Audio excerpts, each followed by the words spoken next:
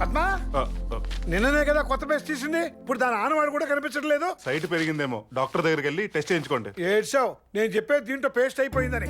నిన్న తీసిన పేస్టే కాదు, ఇప్పుడు తీసిన సబ్బు నాన్న టవల్ కోసం వెళ్ళొచ్చే లోపల కనపడకుండా పోయింది. యావండి, ఒంటి సబ్బులే కాదు అందరికి సరిపడే టిఫిన్లు, కిచెన్ లో నెలకు సరిపడే సామాన్లు కూడా కనపడట్లేదండి. ఎవరో దొంగలెత్తుకుపోయారండి. ఆ దొంగలకి నా మందులతో పనేంటే ఇవి కూడా మాయించేశారు. నేనుండగా మన ఇంట్లో దొంగతనం జరగటం ఏంటి? ఛాన్సే లేదు. ఇది దొంగల పని కాదు, మా యమగండు పని. అంటే అవన్నీ తీసుకెళ్ళి అమ్మేశాడా? తినేసాడు. మీ అతిథి మీ ఇంట్లో ఏం తిన్నా అది మీ గెస్ట్ మర్యాదల కోటాలోకి వస్తుంది. కానీ మా ఇంటి గుమ్మానికి వేలాడుతున్న దిష్టి గుమ్మడికాయని కూడా పొట్టలో వేసేసుకున్నాడు. ఇదెక్కడ కూడా అయ్యా? పొద్దున్నే ఎవడన్నా టిఫిన్ చేస్తాడు, ఈ మందు బిళ్ళలు, సబ్బు బిళ్ళలు, షాంపూలు, టూత్ పేస్ట్ మిగతా ఏంటి? వారి ఆకలికి ఆహారం ముఖ్యం, ఆకారం కాదు. ఇంతకీ ఎక్కడ బకాసురుడు?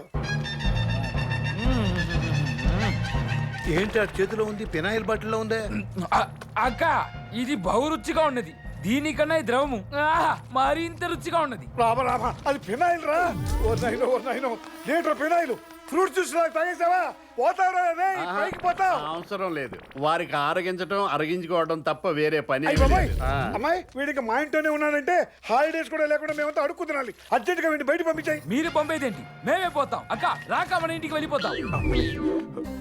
ఈ నా లవ్ మ్యాటర్ కి కత్తిరేసేలా ఉన్నాడు. మా బాబుని ఏదో ఒకటి చేసి మేనేజ్ చేయొచ్చు, కానీ వీడిని ఎక్కడికి వెళ్ళనివ్వకుండా సోపేసి మేనేజ్ చేయాలి.